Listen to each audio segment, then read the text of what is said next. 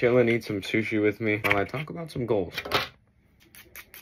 The first thing that I think about when I think about goals is my content. I'm gonna finish college with my bachelor's in a year, trying to figure out what I want to do. And I've always wanted to be a content creator of some sort, whether it's like a YouTuber, influencer, whatever it may be. I've always loved photography, videography, and I've had a certain liking to digital creators. I always thought it was awesome. But anyways, by the time I graduate, my goal is to try and become a content creator. So this is called the Red Dragon Roll. I think it's like spicy ahi, unagi, and fish eggs.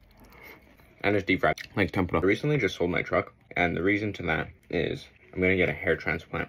I'm gonna fix my hairline.